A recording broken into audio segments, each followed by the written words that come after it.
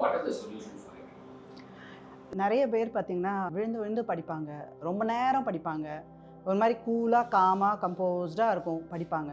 The moment they enter the exam hall எல்லாமே பிளாங்கான மாதிரி இருக்கும். கொஷின் பார்ப்பாங்க, படிச்சிருப்பாங்க, பட் எழுதணும்னு வரும்போது சுத்தமாக பிளாங்காக இருக்கும்.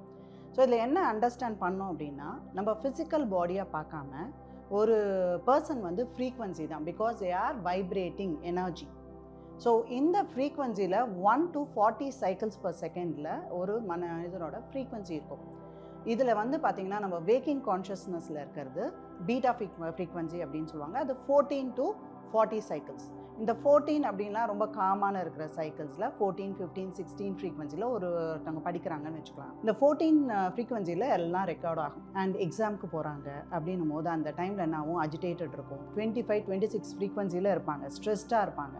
ஸோ ஃப்ரீக்வன்சி 14ல் ரீட்டைன் பண்ணி ஸ்டடி பண்ணி மெமரி உள்ளே போச்சு அப்படின்னா அது 14 ஃப்ரீக்வன்சியில் தான் ரிலீஸ் ஆகும். என்ன புரிஞ்சுக்கணும் அப்படின்னா, பசங்க, நான் படித்தது நான் மறக்கவே மாட்டேன். Because a brain is very very powerful. நான் எதை படித்தாலும் நான் என்னால் மறக்க முடியாது. ஏன்னா நம்ம சின்ன வயசில் 3 வயசில் இந்த நாளில் என்ன சாப்பிட்டோன்னு கூட ஞாபகம் இருக்கும். பட் ஏன்னா நம்ம அந்த ஃப்ரீக்வன்சியில் போகாததுனால நம்மளுக்கு ஞாபகம் இல்லை.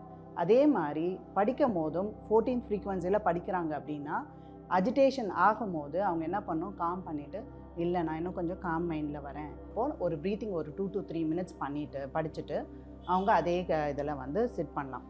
எக்ஸாமில் பேப்பர் கொடுக்கும் போது உடனே வாங்கி உடனே படிக்காமல் அந்த பேப்பர் அங்கேயே வச்சுட்டு அப்படியே ப்ரீத்திங் பண்ணிங்கன்னா மைண்ட் காம் ஆகும். ஸோ எந்த இடத்துல உட்காந்துட்டு இருந்தாங்களோ அந்த இடத்துல நினைச்சு வச்சுக்கலாம் அவங்க. So mind automatically come to that frequency. So அந்த ஃப்ரீக்வன்சியை வந்துட்டாங்க அப்படின்னா they will never forget. அதே ஃப்ரீக்வன்சியில் அவங்களுக்கு இருக்க முடியும் அப்படின்னா கண்டிப்பாக ரிட்ரீவ் பண்ண முடியும். Thing is how we are able to retain and reproduce it. The frequency matters, energy matters.